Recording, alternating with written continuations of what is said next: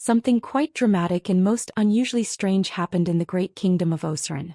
Two pregnant queens of Osarun were due to give birth on the same day. Their names Queen Idia and Queen Itohan. These women were not best of friends, as having a male child was seen as a peculiar duty to seal their legitimacy to the throne, and this was their own tug of war. But to even toughen the fight, it wasn't just about having a child, it was which of them would be born first. Queen Itohan was certain her child would be born first, owing to the fact that she became pregnant way before Queen Idia. But the story changed when both women had their water break at the very exact moment. These women had their peculiar characteristics. Queen Idia was very political, wise, and had a way of caring for the staff of her harem, and also found favor among the chiefs. These attributes made her the beloved of the kingdom. Queen Itohan, on the other hand, stuck only to her duties as queen, and for that she wasn't as favored like Idia in the sight of the people. On the day of the delivery, most of the midwives and staff of the harem paid more attention to the one they loved, leaving Queen Itohan with little or no one to herself. Both queens were determined to have their child born first. Queen Idia pushed hard, surrounded by midwives who encouraged her, while Queen Itohan, with only one midwife, worked just as hard to bring her son into the world. After hours of intense labor, Queen Itohan was the first to give birth. Her son was healthy, with a distinct birthmark on his ankle. But Queen Idia's child was born lifeless. Queen Idia could not accept it. She looked at the midwives and said, "This cannot happen to me. The people love me and expect me to have a son. If I fail, I will lose everything." The midwives, who loved Queen Idia and wanted her to become Queen Mother, agreed to help her, so they decided to switch her dead baby with Queen Itohan's healthy son. They carried out the plan quickly. Queen Itohan's healthy baby, with a small birthmark on his ankle, was taken to Queen Idia. Queen Idia held the baby, smiling as if he was hers. Meanwhile, her lifeless child was placed with Queen Itohan. When Queen Itohan woke up, the midwife told her that her baby had died. She cried loudly and refused to believe it. "My child was alive," she shouted, but no one listened to her. The palace was filled with joy as preparations began for the naming ceremony of Queen Idia's son. Everyone in the kingdom was excited to see the new prince. The people praised Queen Idia for giving the kingdom an heir, and her popularity grew even more. On the day of the ceremony, Queen Idia dressed in the finest robes, holding the baby close to her chest. Queen Itohan, on the other hand, was still grieving, dressed in plain clothes, as she watched Queen Idia present the baby to Osarun, who held up the child to introduce him to the kingdom. Queen Itohan's eyes widened. She noticed a small birthmark on the baby's ankle, the same birthmark her son had. She stood up and shouted, "That is my son. This child belongs to me." The crowd turned to look at her, confused and shocked. "Queen Itohan," Osarun said gently, "I know this is hard for you, but your child is gone. Please do not cause a scene." "No," Queen Itohan cried. "That baby is mine. I know it." But no one believed her. The people thought Queen Itohan had lost her mind because of her loss. The ceremony continued, and she was escorted out of the hall. She wept as she was taken back to her quarters, unable to convince anyone of the truth. Queen Itohan stayed in her chambers, refusing food and visitors. Queen Idia began to worry. She knew Queen Itohan would not stop talking about the baby. If people started to believe her, everything could fall apart. Queen Idia decided she needed to act. One night, she left the palace quietly and went to the neighboring village, where she met a famous herbalist known for his strong charms. He gave her a small bottle of potion and instructed her to put a few drops in Queen Itohan's food. Queen Idia returned to the palace and gave the potion to one of her loyal maids. The maid mixed the drops into Queen Itohan's food. By the next day, Queen Itohan started acting strangely. She laughed and cried for no reason and mumbled to herself. The palace staff quickly believed she had gone mad. They said it was because of the pain of losing her child. Queen Idia watched from a distance, feeling relieved that no one would believe Queen Itohan anymore. One day, Osarun was in Queen Idia's room. They were talking quietly when Queen Idia brought up Queen Itohan. "My Oba," she said, "I'm worried about our son. Queen Itohan's madness is getting worse, and I'm afraid it might harm him. She keeps staring at him in a way that makes me afraid." Osarun listened. Queen Idia continued, "For the safety of our son, she needs to be sent away. I don't think she's well, and it's best for all of us." Osarun thought about it. He loved Queen Itohan, but he knew Queen Idia was right. "You are right," he said. "I cannot risk anything happening to our son." The next morning, Osarun ordered the guards to take Queen Itohan away. They were told to bring her to the chief priest's hut far from the palace. Queen Itohan was taken to the chief priest's hut, where she was kept in a small room with only a window. She spent her days staring out of the window thinking about her son. Back in the palace, Queen Idia felt relieved. Queen Itohan was gone, and no one questioned the prince's birth anymore. When Prince Osas was 10, he was playing by the stream near the village. He loved to explore and often wandered off to places he found interesting. That day, while running around, he tripped and fell, hurting his ankle. As he sat by the stream trying to fix his injury, he pulled up his clothes to examine the wound. From the window of the hut, Queen Itohan saw the boy. She froze when she saw the birthmark on his ankle. It was the same as her son's. "Wait," she cried, rushing out of the hut. "Let me see your ankle." The prince, scared by her sudden appearance, looked up and saw the woman running toward him. "Who are you?" he asked, his voice shaking. "Lift your clothes," Queen Itohan said. "Please let me see." "That mark, it's the same as my son's." The prince pulled his clothes up slightly, and when she saw the birthmark, Queen Itohan started crying. "You are my son. You are mine." The prince, now terrified, quickly ran away. "I don't know you," he shouted, his heart racing. Queen Itohan tried to follow, but before she could go far, the chief priest stepped in front of her, stopping her from going after the prince. "But he is my son," she cried, pointing at the boy as he ran off. "That child belongs to me." The chief priest shook his head. "You must not leave here. The king has ordered it, and it is for your safety." Queen Itohan, heartbroken and angry, went back inside the hut, crying. The chief priest stood outside, making sure she didn't follow the prince. The prince returned to the palace and told Queen Idia what had happened. He was still shaken by the woman's words. Queen Idia listened carefully and told the prince to stay away from the hut and not speak to the strange woman again. When Osarun passed away, the kingdom was very sad, but soon the elders reminded Prince Osas that it was time for him to become king. Before he could be crowned, the elders told him he needed a wife. It was the tradition of the land that no man could rule without a queen. Prince Osas already knew who he wanted to marry. He thought of Idia, a simple village girl who had touched his heart. He first met her while walking through the village to learn more about the people. He saw her carrying a pot of water, but she tripped on a stone and the pot broke. The prince went to help her. That day their paths crossed for the first time. After that, they saw each other more often. The prince liked how kind and hardworking Idia was. She was not from a wealthy family, but she was strong and humble.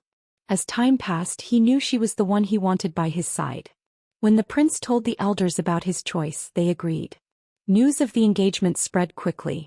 People were excited and preparations for the royal wedding began. But Idia had a worry in her heart. She had no family to introduce to the prince. She had always been alone except for one person, a kind woman who lived by the stream. This woman had cared for Idia and treated her like her own daughter. Idia thought it was time for the prince to meet her. She decided to take him to the stream and show him the person who meant so much to her. It was important for her that the prince understood this part of her life before they started their new journey together. The prince smiled gently and said he would meet the woman if she was important to Idia. Idia remembered the first time they met. She had been a little girl gathering firewood near the forest. At the edge of the village, she saw a small hut. Curious, she went closer and found a woman sitting outside. The woman looked tired and thin, but her smile was kind. "What are you doing here, child?" the woman asked softly. "I came to gather wood," Idia said shyly. "Do you live here alone?" The woman nodded. "Yes, I do." From that day, Idia visited her often, bringing small gifts like fruits. The woman, whose name was Itohan, was always happy to see her. She became like a mother to Idia, and Idia started calling her mother. Now, as Idia led the prince to the hut, she hoped he would understand. When they arrived, the woman came out, hearing their footsteps. Her face looked older and worn, but her presence was calm and strong. When she saw the prince, she froze. Her eyes filled with tears as she stared at him.